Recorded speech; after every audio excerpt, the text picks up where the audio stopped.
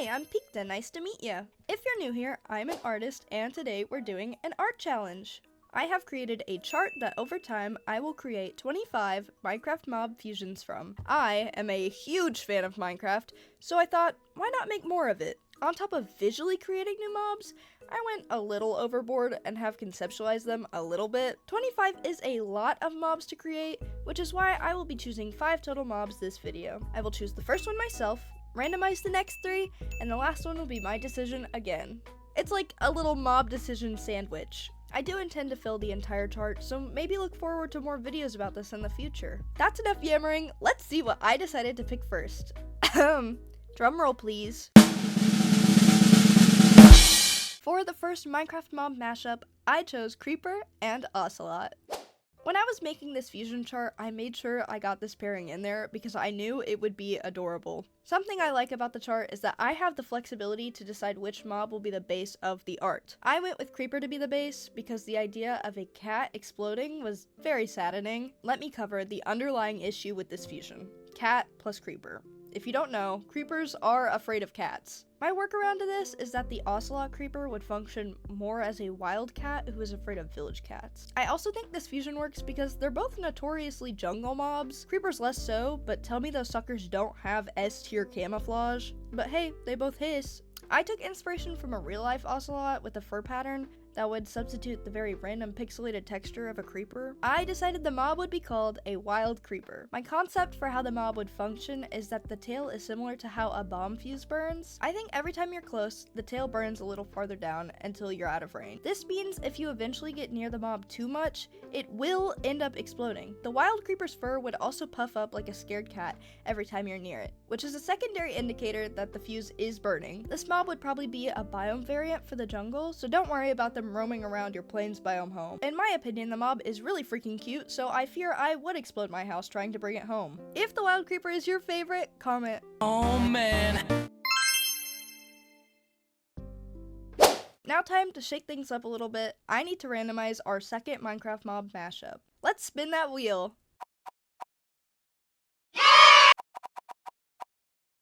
The second Minecraft mob mashup is B2, a snow golem witch. Let's get to drawing this wickedly cool mob. Okay, let's look past that terrible pun I just made and talk about the mob. I've decided to name this mob a cold witch, similar to the temperature variants for mobs like pigs and cows. I was really set on making the pumpkin her witch hat, and I think it did turn out super cute. Her clothes were really challenging because I wanted to include the buttons from the snow golem, but I couldn't realistically find anywhere to put them. The reason I gave her dress the shape it has was because I wanted it to look like melting snow. To represent the arms of the snow golem, I gave her a wooden staff that she summoned snowballs to throw at you. So if you're looking for a snowball fight, hit up the Cold Witch. Some concepts for this mob include a new structure. It would be a new type of igloo called a witch's igloo, and possibly a new rare type of cat like the black cat from the witch's hut in the swamps. This mob would also come with a new potion type, a potion of frostbite.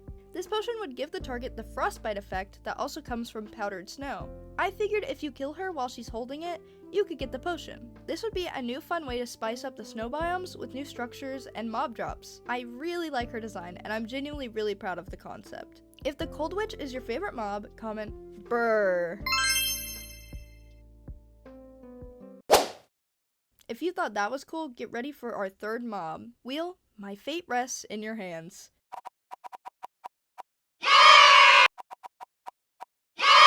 Our third mob is A2, Creeper and Witch. Let's draw this explosively magical mob. To be honest, I was not very excited when I rolled this fusion. I had already done a Creeper and I had already drawn a Witch. On top of that, I was really struggling with her design. Most of them only took a little messing around with sketches to figure it out, but I had to create a thumbnail for this design. I wanted to make sure she wasn't just a green witch, so I toyed with the idea of 4 arms like the Creeper's legs, but that ended up looking spidery. I settled with giving her 4 legs like a creeper, which I'm really glad I did. I think this decision helped make the design stand out and eased my initial hatred for the letter and number pairing. I made sure to keep her face similar to a traditional creeper and tried to give her hair a similar silhouette. I made sure to give her a gunpowder emblem on her belt as a nod to the creeper and witch mob drops. I've decided to name this mob a Sparking Witch because of her potion abilities. The Sparking Witch would throw a new potion, the Lingering Gunpowder Potion. This potion acts similarly to a tripwire hook and only affects the target when it gets into the potion's radius. On contact, the gunpowder potion triggers an explosion. I'd say it's less than TNT or a creeper in case it's thrown directly at the player, but it definitely would not be fun. I think the Sparking Witch would also have increased speed because of her 4 legs. This fusion really pushed me with the design, and overall I'm satisfied with her design and concept. If the Sparking Witch is your favorite, comment BOOM! Maybe 5 times if you really like it. Okay, time for the last randomized Minecraft mob mashup. Dear Wheel, please no more witches. Or creepers.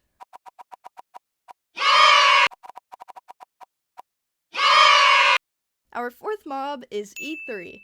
Mushroom plus Ghast. Let's create a brand new mob.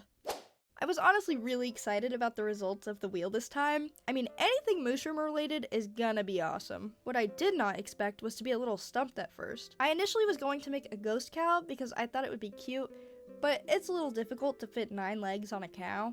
Plus, I don't know what I would put on the cow's back. It's not like I could put beautiful yellow flowers on it and call it a moo bloom.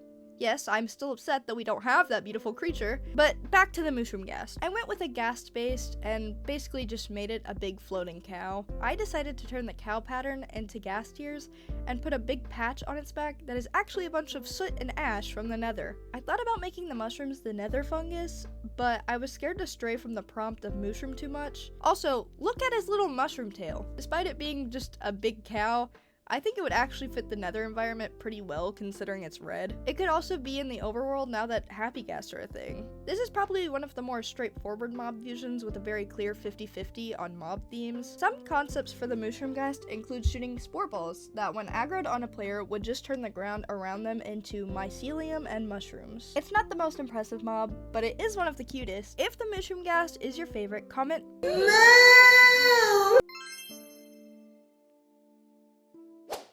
Unfortunately, we're at our 5th and final Minecraft mob mashup, but this one is once again my choice. Our last Minecraft mob is going to be C4. Blaze plus zombie. Let's get drawing. I don't know why Blaze and Zombie were calling to me, but I'm really glad I picked them. I have named this mob the Blazing Zombie. I decided to go for a jack-o'-lantern effect on the zombie with its body basically running off of fire. Anywhere a zombie's flesh may have decayed, I filled with fiery light instead. I also decided there would be burns on its clothes from fire as well. It generally has the regular zombie design, but with a few fireballs around it. My only issue with the drawing itself would be any confusion between the blazing zombie and a zombie just burning from the daylight. My concept for the mob is that it would be created through a blaze striking a zombie with its fire. I don't realistically know how this would occur, but that's just how it functions. The blazing zombie would also be immune to burning in the sun and would leave a fire trail in its path that quickly disappears.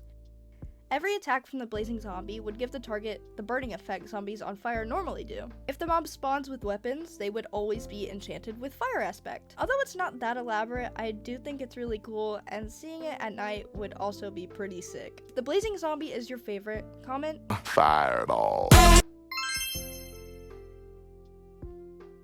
With all 5 mobs created, that concludes today's video. If you liked any of today's creations, make sure to let me know, like, subscribe, or comment your favorite. Videos like these do take a lot of effort, so I always appreciate feedback. Let me know if you want a part 2 to this video. I would love to do it again. If Mojang ever sees this, please let me into your team. I'm in love with your game. Okay, that's enough pleading. Time for the outro. I've been Peak Dorica. Hope to see ya another day.